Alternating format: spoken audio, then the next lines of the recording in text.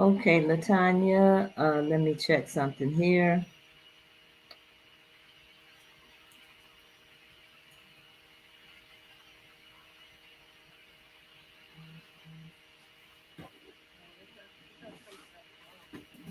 GBC.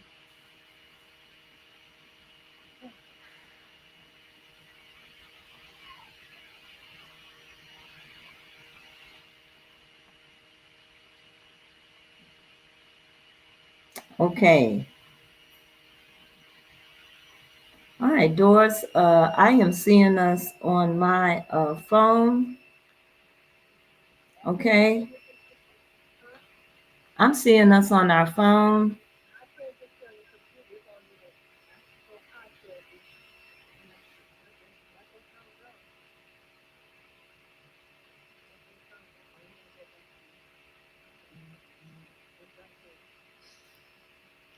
Okay, friends and family, just bear with us for a minute. If you can see us, we want to make sure that this stream is going live.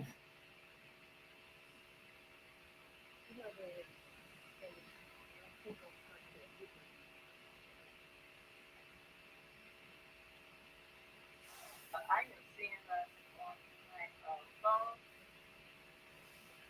Okay. I'm seeing us on our computer.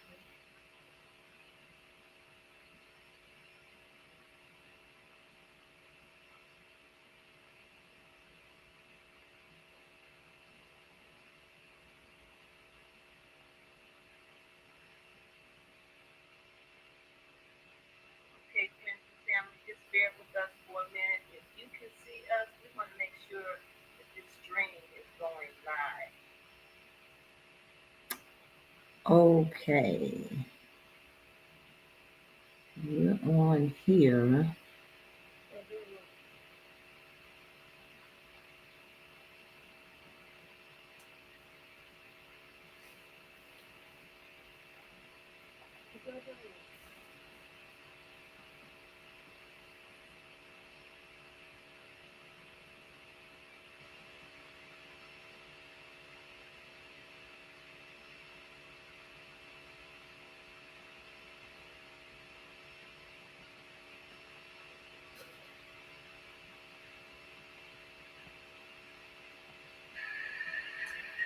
Hello?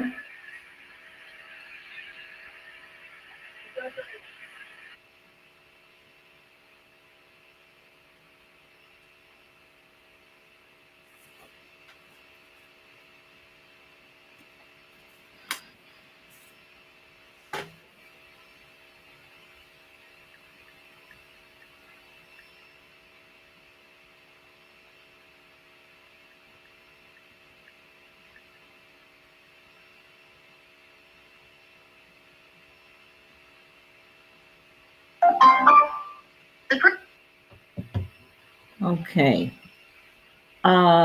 According to what I am seeing here on the screen, we are live, but then I'm understanding that you can't see me. We have someone else picking this up, and we're not on. So I don't want to start all of this great conversation, and it is not recording. So let's just try one more thing here.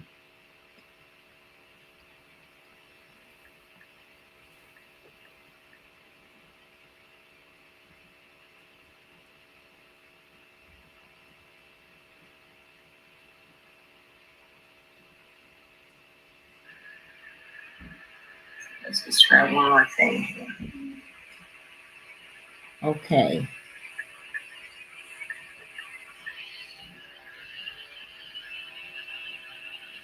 So I received a text message from a viewer that said they can see us and hear us. They can see us and they can hear us. Yes. Okay, so possibly the board member is not picking it up live on her screen. So then we will go on with this podcast because, like I said, I didn't want to continue with this and that you were not able to see it.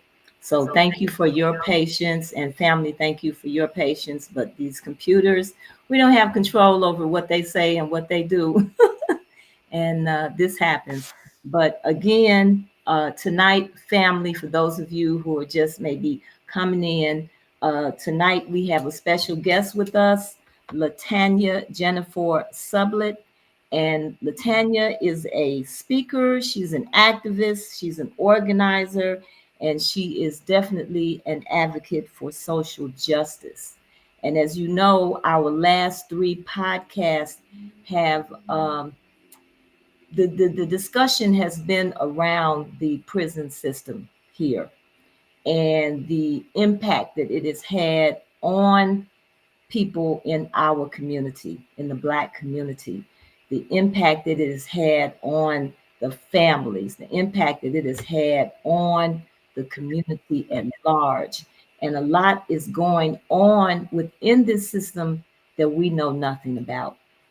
And so, um, Trayshawn McCoy of the Marquette Four was on our show to talk about what happened to him, where he was wrongly incarcerated for 22 years and received a settlement, him and three other individuals.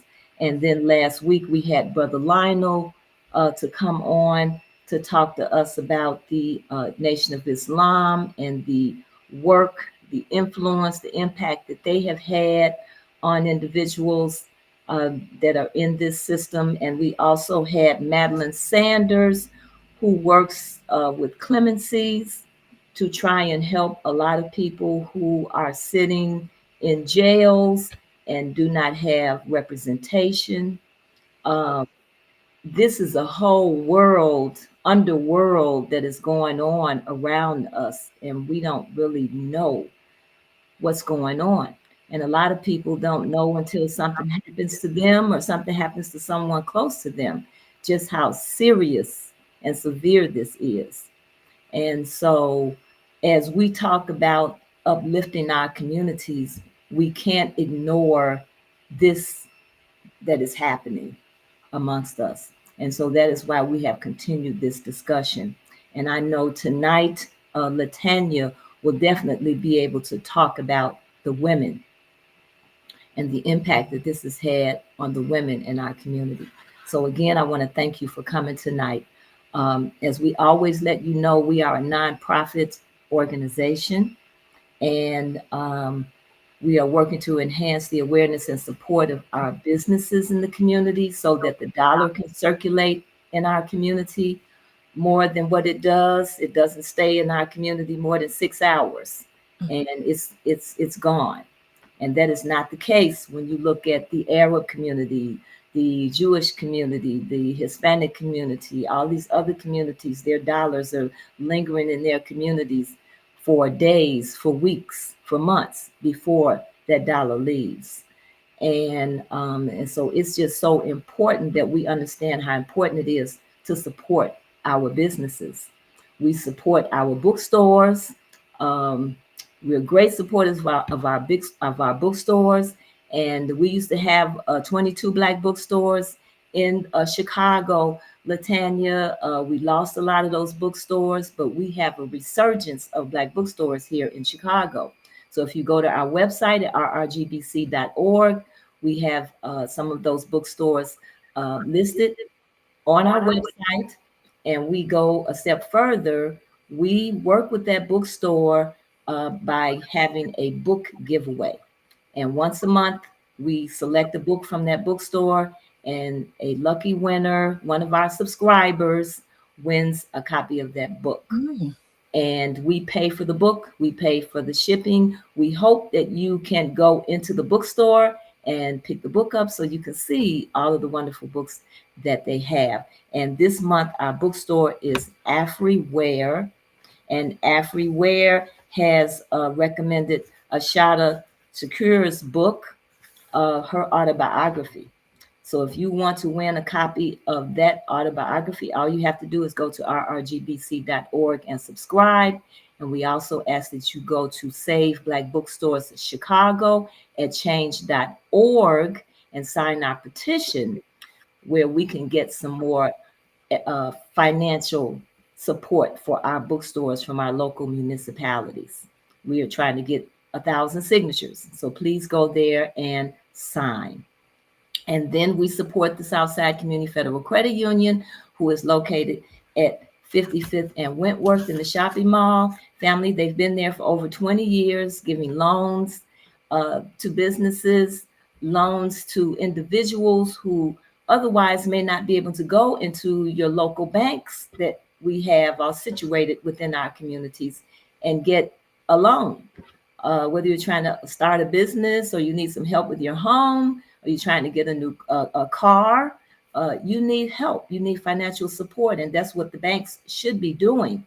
And the Southside Community Federal Credit Union, they're not just interested in making money off of you, but they're interested in your financial welfare. They give financial literacy classes. They've got some loans in lieu of these high interest payday loans that are out here that are having a huge impact. You know, you got to look at when someone brings something to our community, you need to ask, what impact is this going to have on the community? And the payday loans have had a devastating impact on our communities because you're paying all this high interest. And a lot of people get caught up in those loans and they can just never pay them off. And so the Southside Community Federal Credit Union has some other options for you. If you have a child as young as 7 years old and you want to open up in a bank account, savings accounts for them there, they're willing to start them off as early as 7 years old to set up a bank account. So please support the Southside Community Federal Credit Union because they do care about our community. So these are people, Latanya, that we talk about every week, entities that we feel that we should be supporting here. And then we ask that you go to our website at rrgbc.org where you can make a donation to help us with the work that we do. Okay? All right. So, Latanya, I heard you first with Brother Lionel. He showed me the video of your presentation about what happened with you at the age of, was it 17 or 19? 19. 19 years old. And I would like for you to take the floor and tell that story because I was just enamored about what I heard you say, what I heard you talk about. And so I'm going to let you set the stage here in terms of how you want to present, but I definitely want you to talk about that in terms of what happened with you and your situation with incarceration. Okay. And please, stop me. I don't want to just ramble. I really want to speak to some very specific questions that you may have as opposed to just rambling. But August of 1990, I walked into Area 2 Police Station, which is on 111th on the south side. I walked into the police station with my mother. I had been given some information the night before about a crime, and I was connected to both the perpetrator and the victim. And the information was given to me about 10 o'clock at night. And I woke my mother up in the middle of the night and I said, this is what was told to me. And my mom said, as soon as daybreak, we're going to the police station. So my mom and I get in the car, and I walked into the police station. There was not a warrant for my arrest. They weren't trying to, they weren't looking for me, any of that. I had this information and I wanted to tell them what I knew about it. I walked into Area 2 and I did not know what I was up against. I really had believed that the police were there to listen to me, to help me, and that is not my story. I went upstairs with the detective that was handling the case, two detectives, but one came down when I walked in there and I said, I have some information. They called upstairs. The detective came downstairs to get me because I was 19. My mom was not able to come upstairs with me, but she was just as comfortable and confident in the fact that I was going to be able to go up there and, say what happened, what had been told to me. And that was it. And it was the beginning of one of the worst days of my life. I remember going into the interrogation room, and initially it just seemed really, nice. The one officer, I guess, was playing the good cop. He was very nice to me. Have a seat. We'll be back. Very nice initially. And another officer came in with him when they returned. And I have to say, I had never been in contact with white men before unless they were school teachers. I Mhm. lived in a predominantly Black community, so all I knew about white men were school teachers. I had never had a parking ticket, never been to the principal's office, uh, no trouble at all in my So life. what year, what year was this? This was in 1990. August of 1990. Yeah. Okay. Mm-hmm. So I began to talk to the detective, and I gave him everything. They came in with a legal notepad and a pen, and I was sitting, at the door in a regular chair.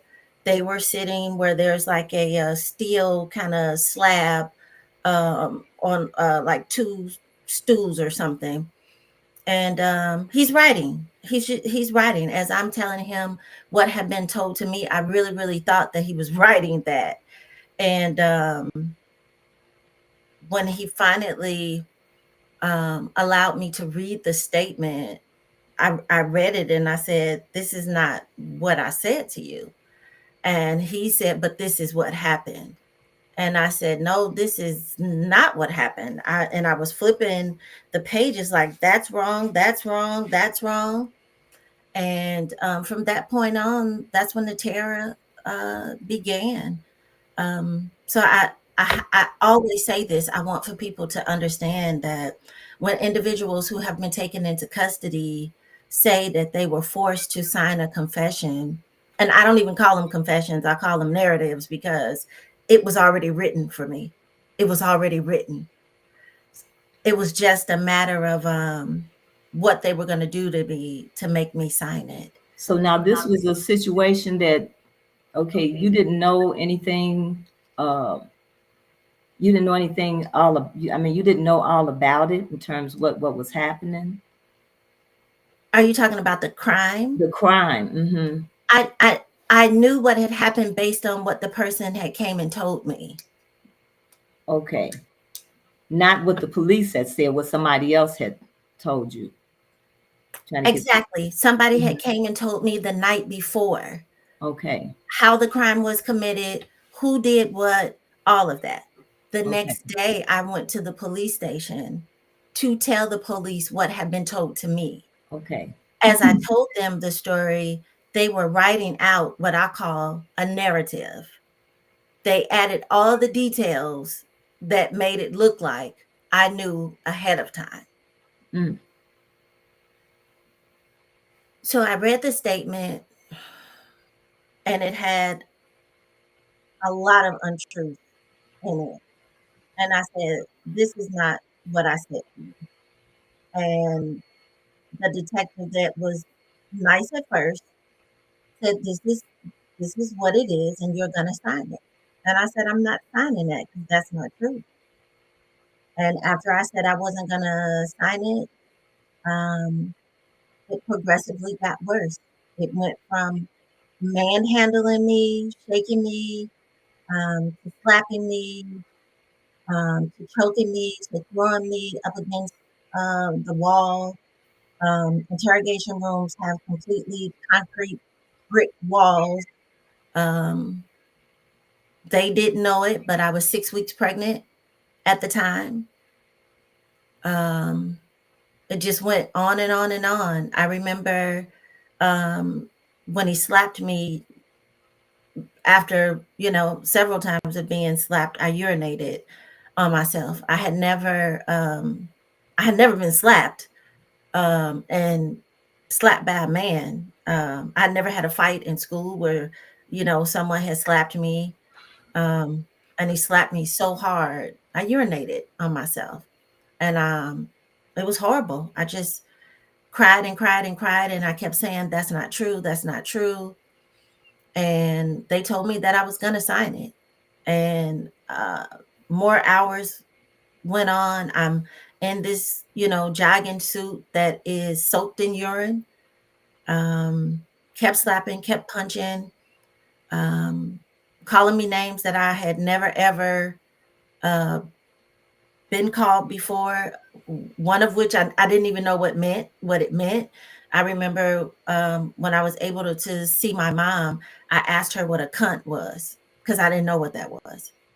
I was called all type of names, and the abuse just got worse and worse and worse. I had been there for hours without water, without something to eat, in my own urine, and I was 6 weeks pregnant.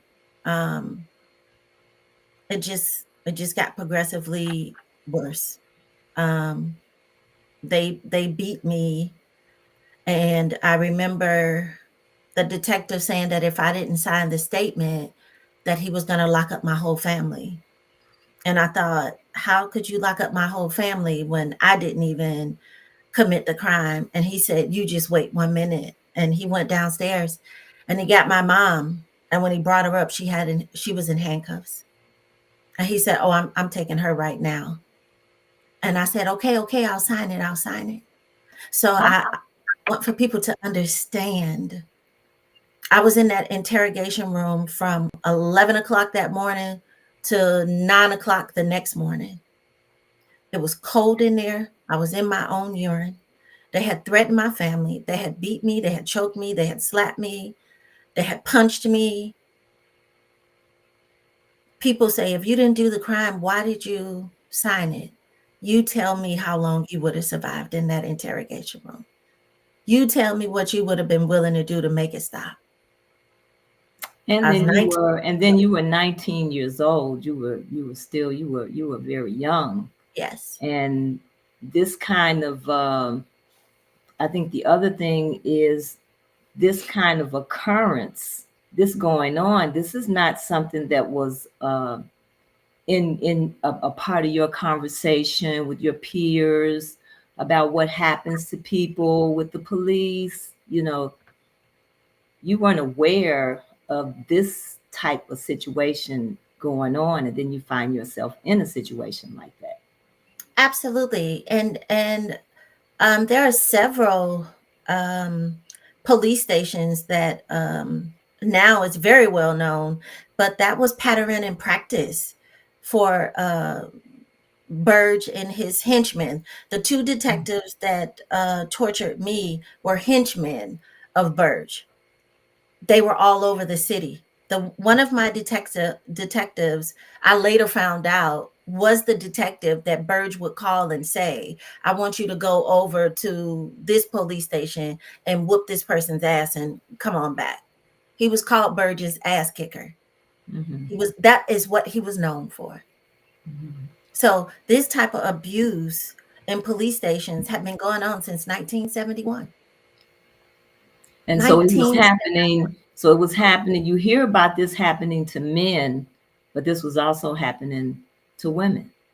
Yes, it was. And what's really sad about it is that most of the time when men go to the police station, outside of them just being arrested and picked up and put in the car, there is a woman with them. More than likely, if she is not with him, she is coming to see about him. She is his mother, his sister, his baby mama, his wife, somebody is rallying up the rest of the family, and they're going to the police station. And what they do is go and get the baby mama or the wife, and they take them upstairs, and here she is with her kids, and they say, "Oh, give Officer Johnson the kids. She's gonna take them to the vending machine and get them some cookies and stuff." And Officer Johnson comes in there, and I made up that name because it's very common. Um, Comes and get the kid, and the police officers go in there with the baby mama or the wife and say, "You'll never see your fucking kids again. You better tell us that he did this, or you're going to jail." And that's how you end up with men in prison. And they say, "Well, yeah, my wife, my baby mama, told on me," or what. Did you know what they said to her? Do you know what they did to her in there? Most of the time, we're marginalized as just mothers and sisters and wives and baby mamas, but we are victims of police abuse and torture as well. People will not believe, why we're socially constructed to believe that the police will not do certain things, period. But they especially wouldn't do those things to women. But we watched a police officer murder Laquan McDonald in the street.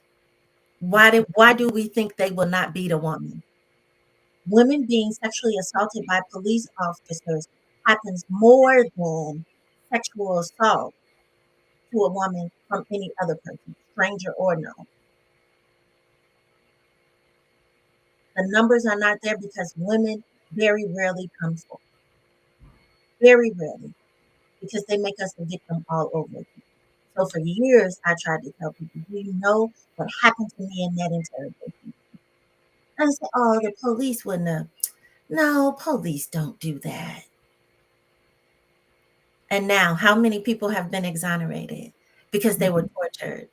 There are 3 publicly known women torture survivors. I am one of them. Every man torture survivor has legal representation. None of us have legal representation. Why is that? Because we live in a society that does not protect women. If we lived in a society that protected women, we would have never had a Me Too movement. Mhm. We're unprotected. And a Black woman is always the most unprotected. Unfortunately, sometimes we are even unprotected by our own men. And we are especially unprotected by white men and police officers. So I want to go back to how this ended up happening to you. You went in to tell of a crime that had happened that someone else told you about. Yes, Uh, I was connected to that person. So it wasn't someone off the street. It okay. wasn't a stranger that said, "Hey, I have a secret, let me tell you." I was connected to that person. I was connected to the victim. So, Oh, so was that person part of the crime? The yes. person that told you? Yes. And then you knew Absolutely. this person that they did it to, so you went to tell. And Yes. so you got wrapped up in, just caught up in the whole thing. Did the other person who committed the crime, did they go to jail? So Were this they is arrested? this is the thing about that. The state of Illinois has a theory called theory of accountability. Mm-hmm. And theory of accountability is how they use the law to take 4 and 5 people down on one crime. So I can imagine, you've watched the news before and a crime happened and they have 4 co-defendants.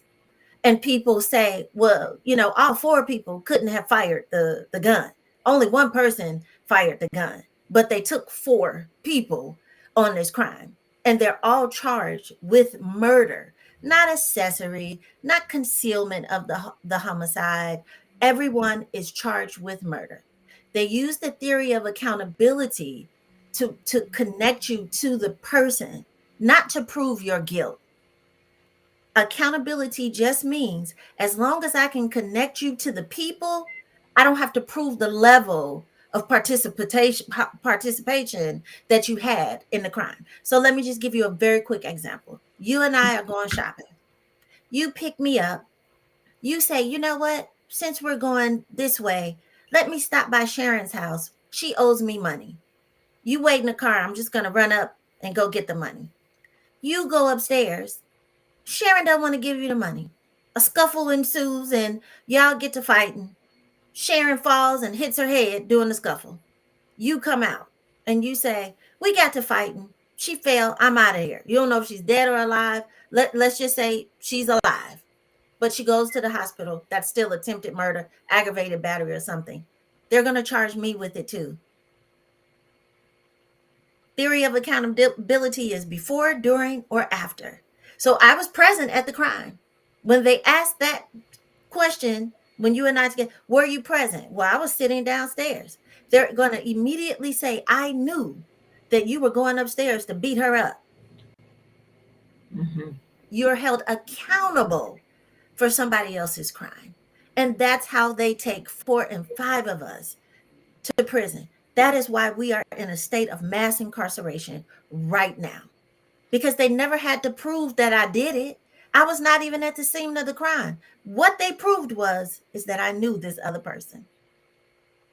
So the person who actually committed the crime, fired the shots, came to trial, and he sat in the seat, and they asked him to state his name and where he lives and all the preliminary things that you say. My name is, John Doe. I'm from Chicago. They said, do you know the defendant who was my co-defendant in this case? They said, yes, I know him. They said, do you know the defendant, Tanya Jenifor-Sublett? He said, no, I don't know her. I've never seen her before. They said, what happened on the night in question, August 26, 1990? And he said, on the grounds that I may incriminate myself, I plead the fifth. And he got up and he walked away. So it sounds like he set you up. Well, he didn't set me up because I didn't know him. He and the other person had the connection. Mm-hmm. I didn't know him. The conspiracy was between the two of them. What they did with me is prove that I knew my co-defendant, which I never denied. So the guy did not set me up. He didn't know me to set me up.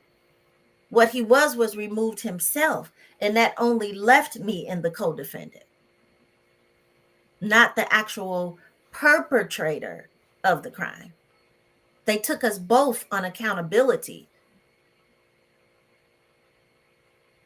That's how slick the law is. That's how slick it is. And that is what disturbs me the most, is that, and I'm not saying that we should have communities full of people who know the law. Like, we have lives, kids to raise, grandkids. But when you see that mass incarceration begins to proportionately impact your community, Mm-hmm. then we need to do something about it. Because the truth is that 92% of individuals who left your zip code Mm-hmm. are going to return to it. They are going to return to it. More than likely, they still have some form of family that lives in that community. So we let a lot of things go on, and we don't find out about it. All we know is that we go to church and Miss Ruth Ann's son is in prison. He doing life, poor baby. And then 2 or 3 years later, Miss Martha, and then Shaboom Boom, and then Pookie. Nobody says, wait a minute, what's going on in our community? We have people in the community that say, oh no, Pookie was out there selling drugs and this and that. Mm-hmm. But are you not understanding that it's a target? Mm-hmm. It is a target. Look up the difference between other communities and our communities and the rate of incarceration. Absolutely. 1 in 4 Black people are incarcerated, as opposed to white people, 1 in 8. statistic, they may have changed. But that's what happens in our community. We don't investigate. We do not. We have things that impact our communities and we don't fight. So what do we need to do? What can we do about this? I mean, because I mean, the incarceration rate is extremely high. The impact on the community is devastating It is. because we have, fathers leaving, uncles leaving, brothers leaving, mothers leaving, children behind. Um, I had a student that I worked with at a vocational high school here in Chicago, and she was in a hearing impaired program. People thought she was deaf mute. She was not deaf mute. She was she had two children in freshman year and sophomore year, and she wasn't talking to anyone. And finally, when I got her to talk to me, I found out that well, she said she didn't want anyone to see her. That's why she was, I guess, acting the way she was. And I come to find out her mother was in prison, and she was waiting for her mother to come home. But she Prison was is, obviously going through some things, while her mom was at home. And so these people that are missing from our community, the contributions that they could be making. Now, granted, there are people who commit crimes who do need to be imprisoned. But as I spoke with Brother Lionel, he mentioned that 72%, 70% were wrongful incarcerations. And then you mentioned this theory of accountability where people are just being scooped up in groups and put in prison. And as we have discussed in earlier shows, the economic impact and stability that these prisons create in the communities that they're located in, for those people who live there. But look at the economic instability that is being created and the traumas that are being created in our communities. And so we've always trying to talk about some solutions. What is it that we need to be looking at? What is it that we need to be talking to our young women and young men about, to forewarn them or try to ward off some of this that is going on. I mean, some of it may be, I mean, based on what you're telling me, it's kind of difficult, the way it's happening. But you have to begin to do some things to protect yourself from these types of occurrences. well, first of all, we need to make sure that we know our rights. A lot of things happen because I never knew anything about plead the fifth, don't talk to the police, because that had not been my experience or the experience of my family members. Maybe if I had had a cousin, sister, brother, or something that had been in trouble, that would have been a conversation at the table. So, first off, we need to create spaces where we can teach our community members their rights. We sometimes we still walk around um as if we don't have any rights, and then when we are pulled over by the police or the police are in our community, we become so emotional because it creates such a level of anxiety for us, because we know what the police will do. Black men know they run for the sake of, they're gonna kill me anyway, let me run, let me get away because I could die. We saw George Floyd die. Mhm. We've seen it, Michael Brown. We've seen it too many times. We've seen it too many times. We need to be able to teach our kids. We so busy trying to protect our kids and not hurt their feelings. We're Mhm. so busy giving our kids what we never had instead of teaching them what we never knew. So we got kids walking around with $200 gym shoes, $200 jeans and backpacks and headphones and iPads and all these things. And they don't know that when the officer flashes light in your car, that is a non-consensual search. As soon as you roll that window down just about this much, you are able to say, I do not consent to any searches. That flashlight, that's a search. You've just violated my rights. It's a difference between when an officer pats you down and they jingle your pockets and they pat over them. We have to create that space. We go up in church every Sunday. What day of the week in the church do they have a know your rights? What day of the week in the church do they have a let's sit down and adopt an inmate? Who in here from Halstead to Eggleston know somebody in prison? I want to see the hands go up. Mass incarceration is so prevalent in our community. You can't tell me you don't know anybody who's incarcerated. If they're not incarcerated, they're on parole or probation. We have to make sure that we demand the resources in our communities to support this. You're right. There may always be prisons. There may always be people who go to jail because you can never underestimate somebody's dream. So you can give somebody everything they need and they say, I want more. So yes, there may still be prisons, but let's talk about why does it take 40, 50, 60 years? What are you saying when you incarcerate a 17-year-old boy and give him 80 years? That's carceral genocide. What you're saying is, I wish you would procreate. I wish you would have another one of you. I'm going to make sure you don't. And by the time you come home, the community that you left will be gentrified. Will be them pushed your family out anyway. When I came home, I went home to Markham, South Suburb. There were no resources in the community for me. They sent me way to 808 South Kedzie. I had been gone for 21 years. How was I supposed to get to 808 South Kedzie from 160th Street?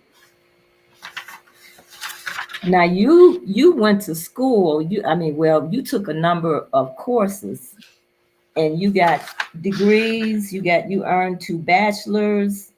You completed the courses in cosmetology, computer technology, restaurant management, business management, construction, and you became the editor of Within These Walls newsletters. Were you able to do anything with any of this when you came out of prison?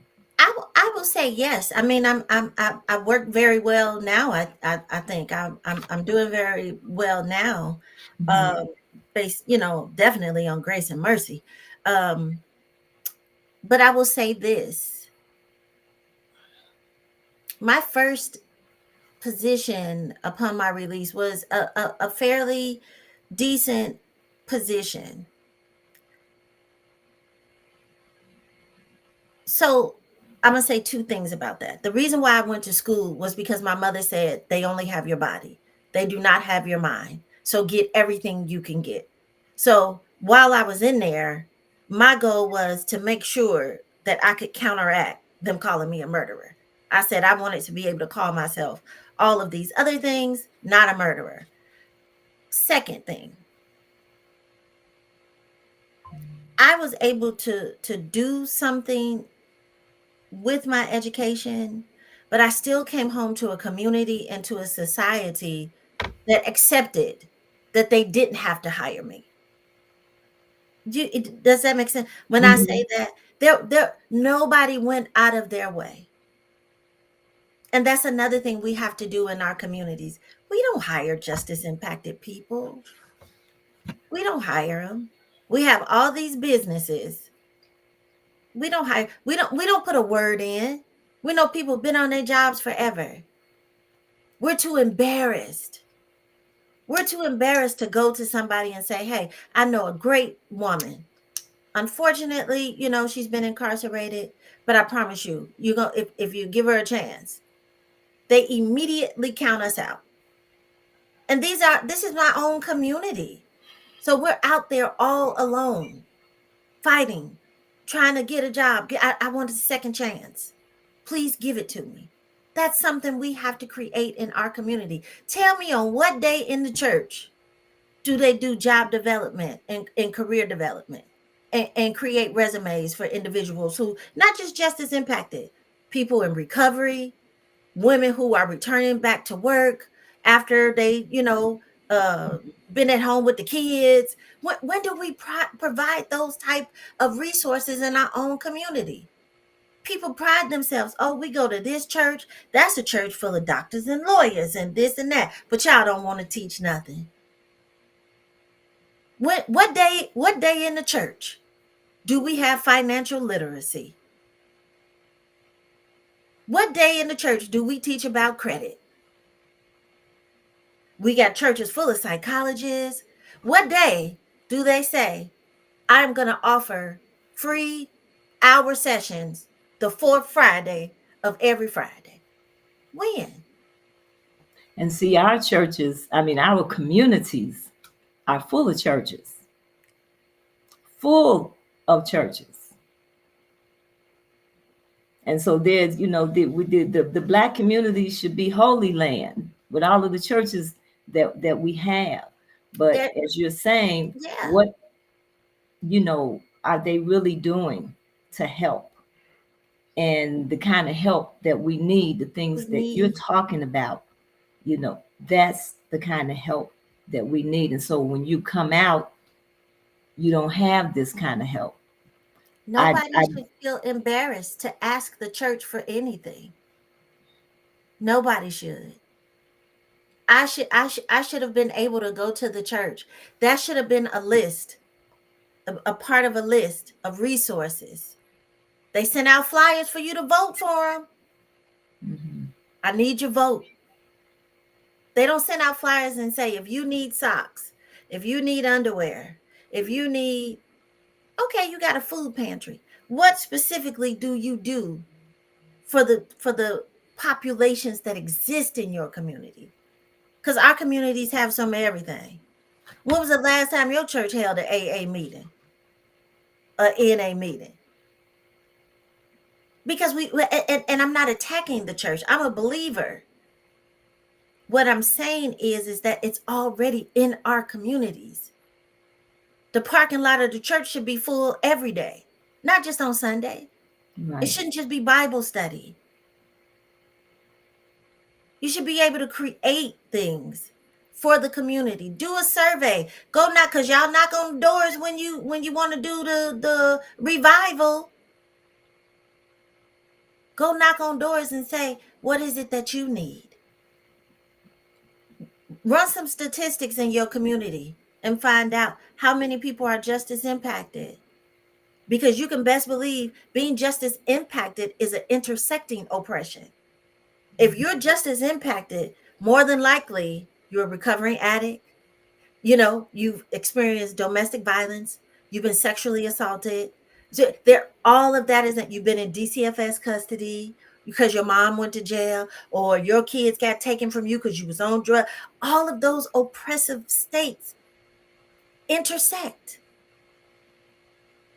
So you'll be able to take care of all of those if you ask one question. What do you need? Then you're going to find out, oh, we need to do this. We need to do that. Isn't the older person responsible for what comes in the community? Absolutely. Absolutely. Why we got 17 liquor stores? And they owned by people who are not living in our community, living in our community. All that, those are dollars that are going out every day. You go in a beauty supply, they talk to you crazy. You in my neighborhood talking crazy to me? How you in my neighborhood talking crazy to me when they wouldn't let you have a business anywhere but in my neighborhood? So they don't like you either. The women that end up incarcerated, I remember Brother Lionel saying that the men get visitors. The women don't get visitors. What's happening to our women in this whole incarceration piece? So first, I'm going to say that since 1980 to 2025, the rate of incarceration for women has gone up 585%. Why is that? You tell me. Brother Lionel, I hear him say this all the time. A nation can rise, because the Honorable Elijah Muhammad said it. A nation can rise no higher than its woman. That statistic alone tells you how they feel about us. So there are no other alternatives for women other than to increase their rate of incarceration.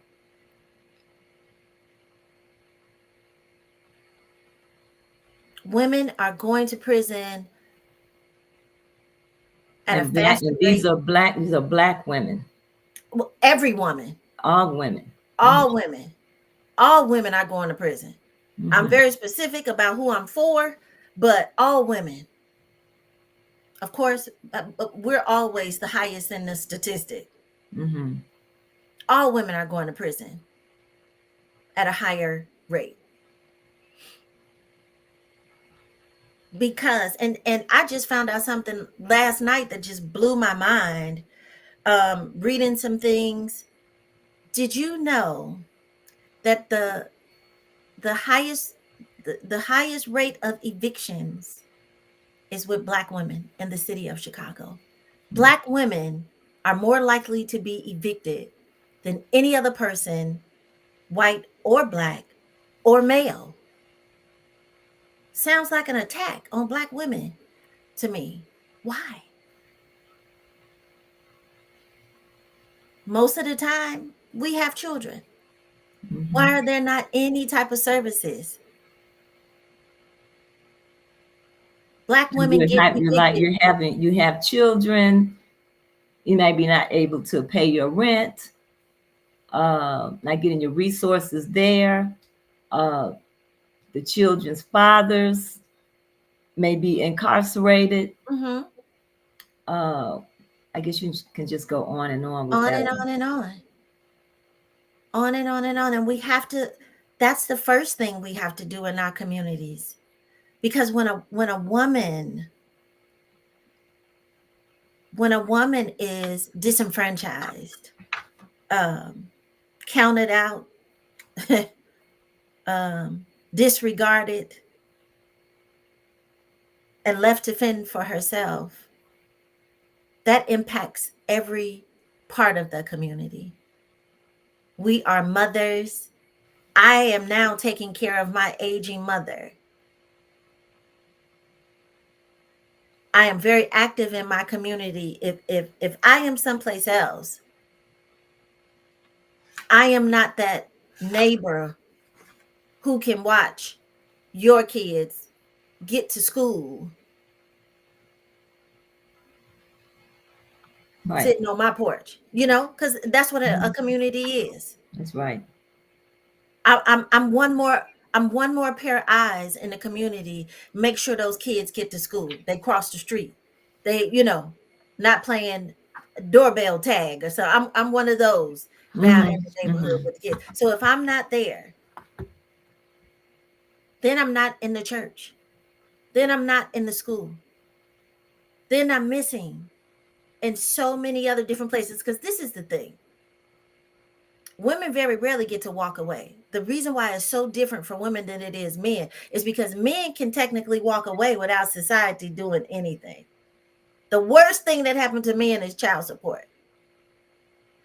What happens to a woman? She can never walk away. And that is why it is so heavy. Because men walk away all the time. We can barely get some of them to take care of their kids, let alone take care of the neighborhood kids. Black women in our community take care of everybody's kids. Your kid come home with somebody else, his friend getting a peanut butter and jelly sandwich too. We've been doing that. That's why it is imperative that we create programming and resources that speak directly to the issues that intersect for Black women in our communities, because we're taking care of everybody. I'm going over my auntie, make sure she got some soup. I'm going over to the neighbor down the street whose husband just passed. I brought you a women do that. Men move to another neighborhood. Some. I know some good men. Brother Lionel used to visit me in prison. So I'm just saying, we hold a place in our communities that needs to be upheld and uplifted. And we need to support each other. I think some of us are still in shackles in our mind, waiting on Master to pick us, waiting on to see who's the better one. So we spend a lot of time competing with each other. When other people compete with us, we are the original. We not what I'm gonna compete with you for. Well, we spend a lot of time doing those things because we're unsure, unknowing of exactly who we are. And if we ever just fully stepped into who we are as Black women, we would never compete with each other ever again. Because there's room for all of us, baby. The world is literally ours. We created it, what God gave us. It's literally ours. Mm-hmm. Why? Because we can have a baby of everywhere. We're the only ones. We don't have to compete with each other. We're still waiting to be chosen by people who don't care about us. We were chosen by God, and we need to walk in that. Stop competing with each other. Make sure. Let me tell you a very short story. When I first came home, I was able to work for a state rep. Wonderful position. And there was a Black woman and her business partner that used to throw events for the state rep whenever he was campaigning, things like that. And when I say this Black woman had it going on, I was in awe of her. I don't think I had been out of prison a year. And I used to just watch her like she was business savvy. She was dressed to the nines. Every time she showed up, she commanded the room. I used to be like, wow. I walked up to her and I said, you got it. Like, I want you to help me. Will you teach me? Will you mentor me? Now, mind you, I was like 42 years old. A 42-year-old woman walking up to another Black woman saying, teach me, mold me. Not to say that my mother and my aunt weren't present, but they loved me.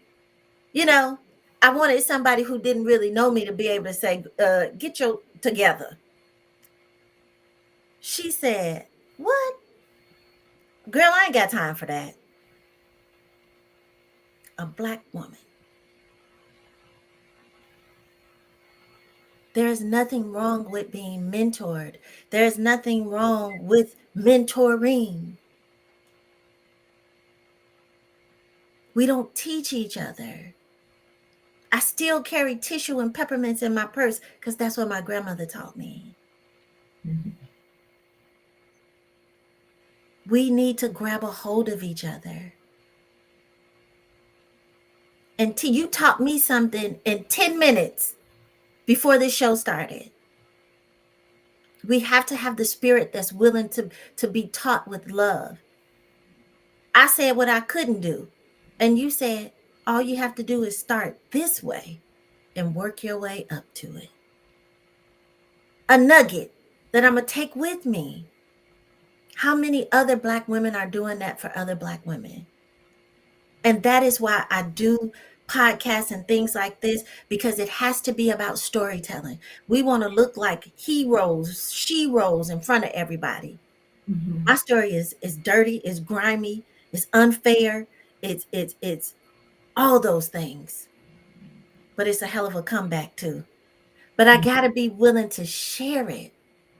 You have to be transparent. I don't want another 19-year-old girl to walk into a police station unaware that they don't give a damn about you, baby. You don't have to say nothing to them. And if you do, make sure you take a lawyer with you. Make sure you have 17 people down there with you. When you walk in a police station, take 20 people with you. If I ever walk into a police station ever again, I'm gonna be like Malcolm X outside the hospital in the movie. You remember when Mm-hmm. they looked out the window and all I'm calling Brother Lionel first, and I was like, bring the brothers. We need to call on our community. That's We right. need to teach each other again. Nobody's sitting on the porch braiding hair anymore. Big Mama's gone. We all we got. And that is why, even in the work that I do, the narrative is men. Oh, there were men tortured, and there women are tortured in their own communities. Can't even get off the bus. You work the night shift. You got to take an Uber from the bus to the house. You can't even walk down the street. No, You that's got all right. these men in the community, and can't none of y'all pick me up at the bus stop at 11 o'clock at night and make sure I get home safe. But you calling me queen at the store. Do your job. Your job is to protect me. That's why I give so much. I have so much respect for the Nation of Islam and the Absolutely. work that they do. They protect their women. They're doing a lot of what you were talking about Mhm, in terms of we have churches out here, and I have seen them lift men up. mhm. I have seen it, with my own eyes, and I know that they are continuing to work in the prisons. And Brother Lionel talked to me about how much he worked with you and was there to support you. Every step of the way. And that's what I, That's my heart right there. The first man, outside of family members, who has loved me and never wanted anything from me. Unfortunately, that's an experience that most of us have. We have men in our lives that will do many things for us, but when it's time to pay up, it's time to pay up. And that's something that Brother Lionel, being in my life from 2005, 2006, has never asked me for anything, has never disrespected me, has never crossed the line with me. So when he say, I want you to do so and so, I'm like, what time I got to be there? okay, Because he's never caused me any harm, and nothing he asked could be too much, because he's given me everything. Yeah. that's beautiful. Yeah. That's beautiful. Well, like I said earlier, I know you're involved in a lot of organizations, but if you want to mention any organizations, we want to find ways that people can be supportive, that we can change this trajectory in terms of what's happening with our women, what's happening with our people out here getting snatched off the street and Yeah. interrogated and terrorized and thrown into prison, for the rest of their lives or most of their lives. Mm. Um, and I know there are different organizations out here, but you are definitely welcome to mention whatever organizations you want to mention, and how we can be supportive to any of these organizations. We know we got to get together, and based on what you just said, we got to be about the business of taking care of those people that are around us, of caring about people that are around us. And we've got to do a better job of that. And it really doesn't take a lot. You can't see it. I went through, some of my clothes, and I have 3 bags of clothing here. I take clothes at my organization, Chicago Torture Justice Center. We have a reentry closet. Well, when individuals come home, we give them a backpack, a fresh underwear and socks and t-shirts. We're stocked. I give them hygiene, everything. So, because when you come home, you have very little money. And it's very challenging sometimes for you to walk through the door. Not everybody's family is able to financially support some things. So I give them a $50 Visa card, and I give them a $50 Walmart card, and a backpack full of soap and deodorant and shampoo. That's very easy to do. Is find an organization in your community that supports domestic violence, that supports reentry. That's what donate a box of shampoo. You can go to the dollar store and buy 12 or something and donate it.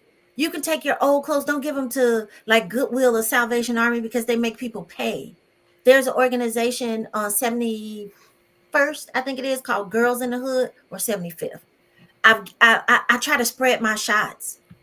Celia Cologne has an organization called God Giving Others Dreams, where she has a food pantry. I'm waiting on her to accept these clothes. I just try to spread my shots all over the community. I partner with Precious Blood Ministries. I partner with Eman. I partner, of course, with Brother Lionel and TRS. We do trainings together. MacArthur Justice Foundation. We do Know Your Rights training. Uptown People's Law Clinic. We teach people about just housing amendment. We inform individuals who are justice impacted that they cannot tell you no for an apartment. That is against the law. That Mm. they cannot go back and say, my conviction was in 1992. You cannot tell me I can't get an apartment because I got a conviction. So information is everything. If all you can do is have a meeting, a healing circle once a month in your church, in your mosque, in your temple, in your basement, where you invite other women and you drink tea, or you find a brother in the church, in the mosque somewhere, and say, hey, once a month, let these brothers come and talk about stuff. We need an outlet. Everybody needs an outlet. Look at what's happening in our communities. Although, we are very comfortable with the fact that, ICE is picking up who they're picking up. It's been done to us before. We're not exempt. The difference is that ICE and the federal agents and all, they collaborating a little bit better to make it go differently, but it already happened to us, and history repeats itself. So we need to always be informing and teaching people in our community what happens next. We need to create our own safety zones. Mhm. We pay taxes.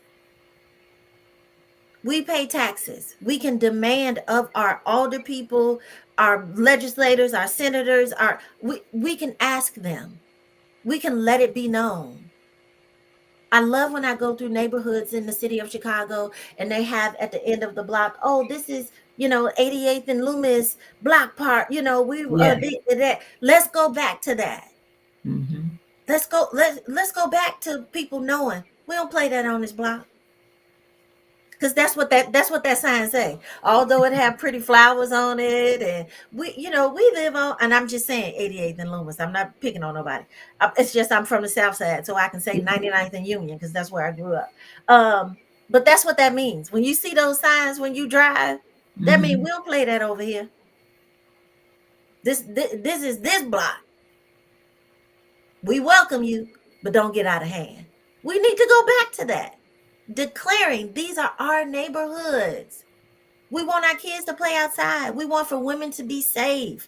We want for little boys to be able to walk down the street without wondering if he got to be initiated in the game. Certain things exist, of course. Certain elements exist. There ought to be respect, though. There should be a level of respect. We have to do it. Ain't nobody coming to save us. We have to do it for ourselves. And women, we have to take care of each other. Every movement Every movement that you ever known was started by women, and especially the Black women. Civil rights. We are the cornerstone of every movement. Why are we going to stop now? Absolutely. And what you're saying, what most people just need to understand, everybody can do something. Something. Everybody can make a contribution. I don't care how small it is. And a lot of times I think we get overwhelmed by the enormity of the Mhm. problems that we're having. But if you can just stop and say, whatever little bit I can contribute to help. Start a clothing closet in your Church. There's no reason why young men should know how to tie a tie. It's simple little things. We partner with Good Kids Mad City. They're always in the CTJC space, and initially I was like, I'm not a mother in the sense of, I've carried, but I had a miscarriage from my situation, and I was like, I don't have kids. I don't know what to say to these kids nowadays. Let me just stay away from them. But I found, first of all, food will make kids listen to you. So anytime we're like, hey, we got some food, you can eat, but I need you to do this before you do that. We have to treat kids like they're good kids. We have to treat them like I don't care that they got dreadlocks. I don't care that they're wearing a hoodie. Tell them to pull their pants up. But we have to treat kids like they're good kids first. And that's not what happens in our neighborhoods most of the time. We have to let Black women and Black girls know, you beautiful. You ain't gotta go to the Arab store to get Habib to tell you beautiful. You beautiful on your own block, baby. This your block. You ain't gotta go up there. We have to affirm. We have to validate, because then we leave our communities looking for other things, and we run into the world that don't care about us. Tanya, you are definitely an inspiration, and I'm so proud of you having endured and come out, grown out of all of that you have gone through to this point. You have you have work to do, and you're about doing it. And what you have experienced and what you have learned, you're using it to help other people. The Bible says, to whom much is given, much is required. Mm-hmm. The Quran says, Allah charges no soul beyond its capacity to handle it. And I live in that. Absolutely. It's been given to me. I got to do the work. Because I could have still been sitting in prison, sitting in the corner, drooling somewhere. I tell people, I left women in prison doing letters. Life, not numbers. I can't be out here and not do it. I can't. Because they may never see this. They may never see, according to man, they may never see this freedom. So I have to represent every day. And if Allah allow it to happen, I already know I'm going to get the grace and the mercy to make it through it, because that's already been proven. I already been in the furnace of affliction and came out not smelling like it. So I trust it. I just trust the process. I trust it. So give us the name of your organization again. You said the Chicago Torture Justice Center, the only torture justice center that exists in the United States that provides services for domestic torture. We're very, very quick to believe that torture doesn't exist in the United States, but it does. There is no other torture center that deals with domestic state violence. So if anyone who has experienced any torture or abuse at the hands of police, correctional officers, state police, we provide services, therapy for free, community resources. We provide that for them. We have to understand that police violence is also being over surveilled. If you walk out of your house and there is a police car at the corner and the lights are just flashing because you live on 79th and Essex or something, and they think that neighborhood is that is police violence. That creates a level of anxiety and trauma that impacts how you are in your neighborhood.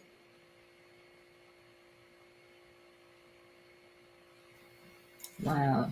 And so how can anyone get in touch with you Is there a website? Yes, so Chicago Torture Justice Center .org. I am Latanya at Chicago Torture Justice Center.org. We're at 6337 South Woodlawn. We are open on Monday, Wednesdays, and Thursdays from 10 to 6 p.m. And we have programming all the time. We do parole programming. We teach family members what's lawful, what's not lawful. Just because your son, daughter, cousin in your house is on parole doesn't mean that the parole officers get to come in and do what they want to do. We teach that. We teach just housing. We teach know your rights, murder registry. Some people are not even aware in the community when individuals like myself come home who were charged with murder, even though it was under the theory of accountability. There is something called a murder registry. You have to register as a murderer in your community for 10 years. So we teach the rights of that. Well, now we have just added a Know Your Rights ICE federal agent because we want people to understand that even though ICE is here, you still have rights. We are a safe space. We have other things that people just have to contact us about. I won't put it out there for the sake of I won't put it out there. But if they reach out to us, they will find out other resources and how we can help them. So we teach. We partner with JP Morgan Chase. They come teach us about mortgages and credit. We do a real life skills training where we just teach people the basics, how to fill out your tax form. You ain't had a job in 20 years, and they give you this form and say how many dependents and all of this. You don't know how to do it. A lot of us don't know how to do it. We teach that. We're just always trying to inform. I am always begging for hygiene products. Okay. People can donate soap, lotion, deodorant, anything from my reentry closet, new backpacks. I stuff them. You can buy me a pack of towels with a drying towel, a hand towel, and a face towel. I put that in the bag also. You can donate journals. Every person that comes and get a bag, we give them journals, folders, pens, so they can keep their documents and things like that. And so yeah, like I take donations. Okay. We take gently used clothes. If you wouldn't wear them, don't bring them to me. I'd Okay. rather have it just because you grew out of it, or it's too big, too small. But yeah, so we are Chicago Torture Justice Center. So Okay. Absolutely. You sound like you're doing a great work. I'm trying. And, Yeah. I know you're working with Brother Lionel too. Absolutely. Yeah. And he doesn't stop. So I'm at home sleep and he still out doing it. I'm like, I'm tired. Okay. Well, we have definitely gone past the top of the hour, but your message is important. You know, sometimes we just need people to talk to you, Yeah. and that's what you were doing tonight. You know, from Thank your you. heart.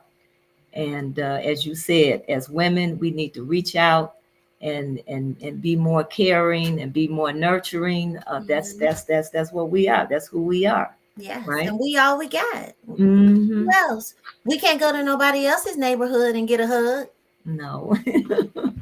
I mean, I'm not, maybe we can, but it's Yeah. within our own neighborhoods. We have Hmm. so much love, so much inspiration, so much wisdom. We have so much wisdom in our communities. We have to pass those stories on. That's We right. have to.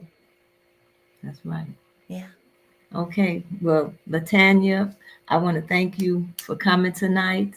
And I will definitely be reaching out and bringing some items over there to Yeah. help out over there. Definitely. The Thank Chicago you. Torture Justice Center. Yes. And you're located at 6337 South Woodlawn. Yes. Um, this is another way that we can help. All right. So, family, if you have some items that you want to contribute, I'm sure Latanya will be very happy to receive them. Yes, I will. And those people that she give them to are going to be very happy to receive them. Yes. So I want to Thank you thank you so much. again. Absolutely. And you continue to do what you're doing, and when you may be continued to be blessed. Thank you. You as well. And I'll see you soon. Yes, ma'am. Okay. Okay, family. Have a good night. Have a good And night. remember, support Black businesses. Absolutely.